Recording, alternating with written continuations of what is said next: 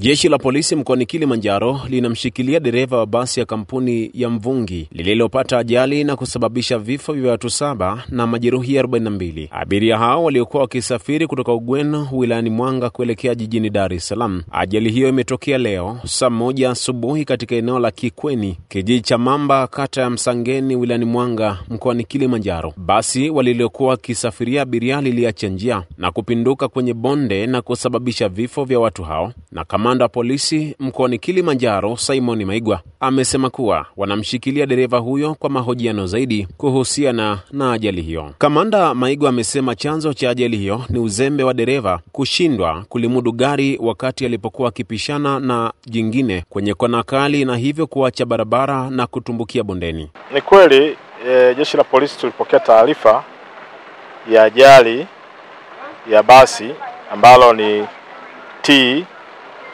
ya 222 DNL, basi aina ya Yutong ambayo ni kampuni ya inayomilikiwa na Mvungi Trans.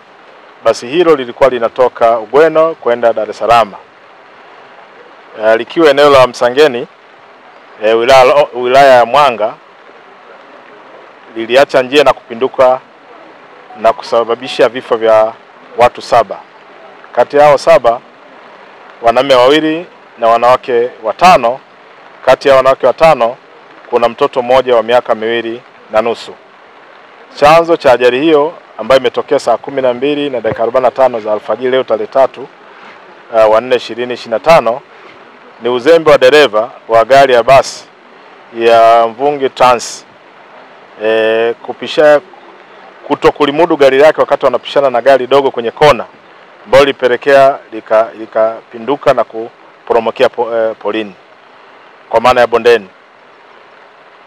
Mtuhumiwa kwa maana ya dereva aliyekuwa anaendesha hiyo gari amekamatwa, na hadi sasa tunao majeruhi 42 ambao wanaendelea kupata matibabu katika hospitali. Wapo ambao wamepelekwa KSMC, wapo ambao wamepeleka zahanati ya Kifura, lakini wapo wengine ambapo hospitali ya Mwanga wakiendelea na matibabu.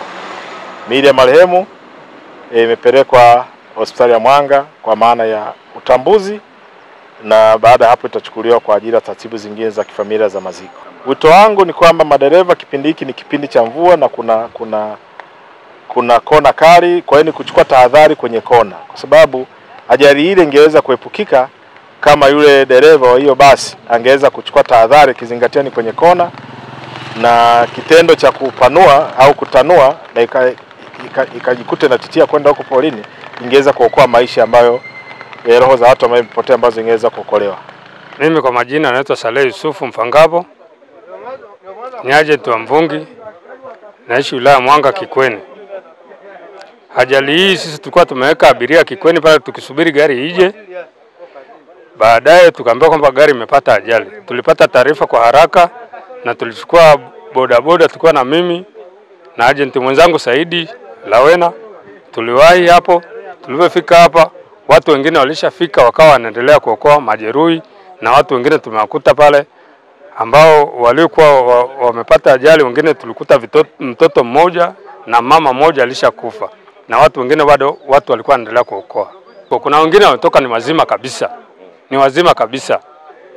Kwa sababu kila Mungu anapanga la kwake, Mungu analopanga la kwake. Wengine ni wazima kabisa, wengine hawajitambui, wengine ndio hivyo unakuta na hema akipandishwa mpaka barabarani ameshakufa. Kwa majina naitwa Fadhili Ahaya Mpole.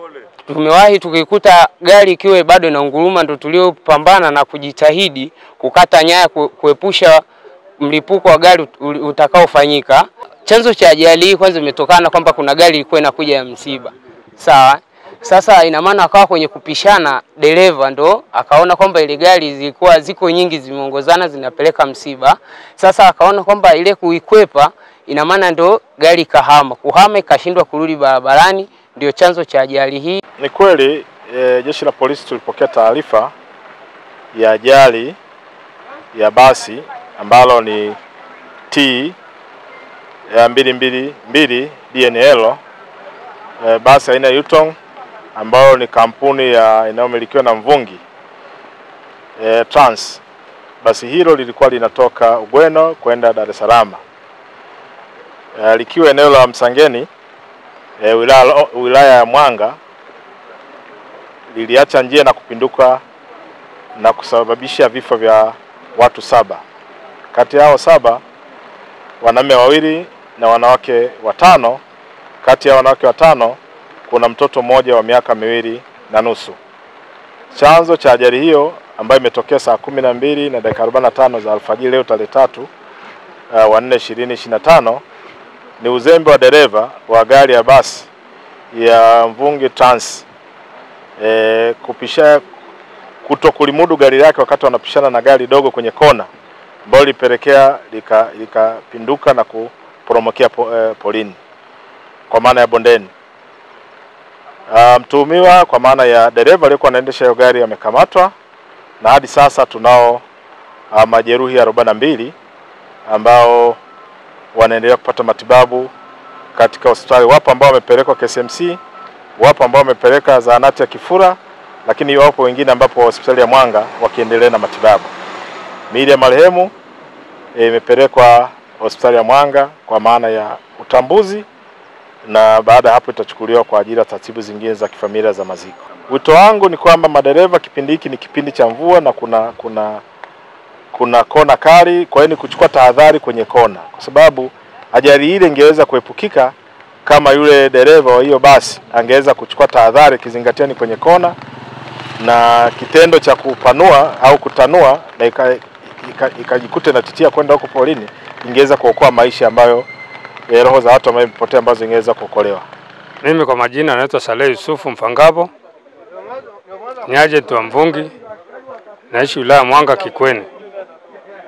Ajali hii sisi tulikuwa tumeweka abiria Kikweni pale tukisubiri gari ije. Baadaye tukaambiwa kwamba gari imepata ajali. Tulipata taarifa kwa haraka na tulichukua bodaboda, tulikuwa na mimi na agent mwenzangu Saidi Lawena. Tuliwahi hapo, tulipofika hapa watu wengine walishafika wakawa wanaendelea kuokoa majeruhi, na watu wengine tumewakuta pale ambao walikuwa wamepata ajali. Wengine tulikuta mtoto mmoja na mama mmoja alishakufa, na watu wengine bado watu walikuwa wanaendelea kuokoa. Kuna wengine wametoka ni wazima kabisa. Ni wazima kabisa.